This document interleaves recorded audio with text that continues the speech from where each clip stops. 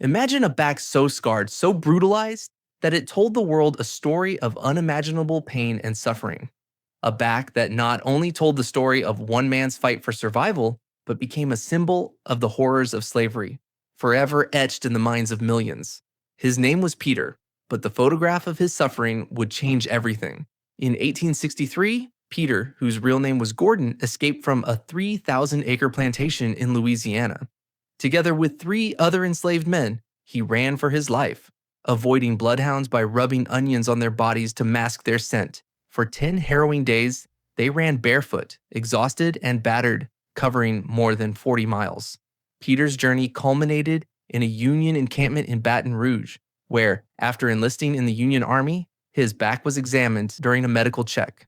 The sight was horrifying. His back was crisscrossed with raised keloid scars, remnants of brutal whippings. The overseer, Artion Carrier, had whipped him so severely that he was bedridden for months. The Union soldiers, shocked by the cruelty, summoned photographers McPherson and Oliver to capture the horrifying image of Peter's back. This photograph, known as the Scourged Back, was reproduced on affordable cards and quickly spread throughout the North. It was a wake-up call, an undeniable visual indictment of slavery that no words could match. As one journalist wrote, "This card photograph should be multiplied by 100,000 and scattered over the states.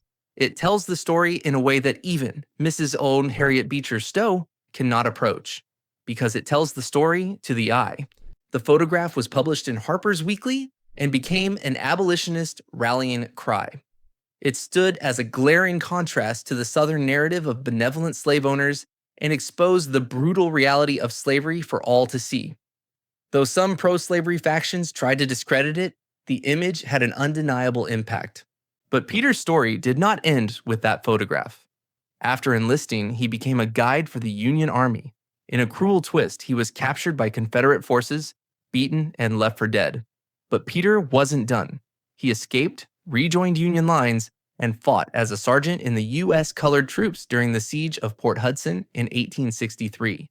Peter's image, now iconic, transformed his personal suffering into a national symbol of the fight against slavery. His scars became a stark reminder of the cruelty faced by millions, and his survival became a testament to the unbreakable strength of the human spirit. Harriet Tubman, the unseen general who changed history. In the darkness of night, they whispered her name, Moses, a name that conjured both fear and hope. She was the phantom who emerged from the shadows to lead hundreds to freedom despite a bounty of $40,000 on her head. But Harriet Tubman, the legend, was a small woman with a past that nearly killed her. Her story was not one of escape, but of relentless courage born from an unimaginable trauma. As a teenager named Araminta Ross, she was struck in the head by a metal weight thrown by an overseer at another slave. The blow fractured her skull, leaving her with lifelong seizures, headaches, and vivid prophetic visions. What should have been a fatal injury became the crucible that forged Harriet into the woman who would lead the Underground Railroad. In 1849, Harriet escaped to freedom in Philadelphia, but the weight of her people's suffering pulled her back. Over the next decade, she risked her life returning to the South 13 times, guiding dozens of enslaved people to safety. She became a master of disguise, a brilliant strategist, and a woman of unshakable faith. With a pistol in hand, Harriet ensured that no one could betray the mission. When the Civil War began, Harriet's private war against slavery became public. She worked as a nurse, a scout, and a spy, providing invaluable intelligence to the Union Army. Her most audacious operation came in 1863 when she led the Combahee River Raid, liberating over 750 enslaved people in one daring raid. Harriet Tubman wasn't just a Moses for her people. She was a military leader, a spy, and a guerrilla warrior. Her life proves that deep wounds can forge immense strength, and that a single person's conviction can change the course of history. Dred Scott, the man who sued a nation for freedom. Dred Scott didn't carry a weapon. He didn't flee under cover of darkness. Instead, he took the boldest step possible, a man who, believing in the promise of American justice, put his faith in the courts.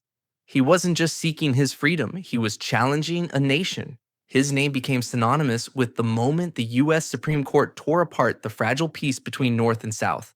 Born into slavery in Virginia, Scott was sold to Dr. John Emerson, an army surgeon, and moved across state lines into free territory. On free soil, Scott married and started a family, believing the law protected him from enslavement.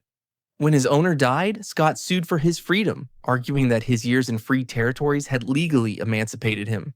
For years, Scott's case wound its way through the courts until it reached the U.S. Supreme Court in 1857. The court's decision would forever alter the course of history. In Dred Scott versus Sandford, Chief Justice Roger B. Taney declared that African Americans, enslaved or free, could never be citizens of the United States. The ruling also declared the Missouri Compromise unconstitutional, allowing slavery to spread to all territories. The decision sent shockwaves through the nation, pushing it closer to war.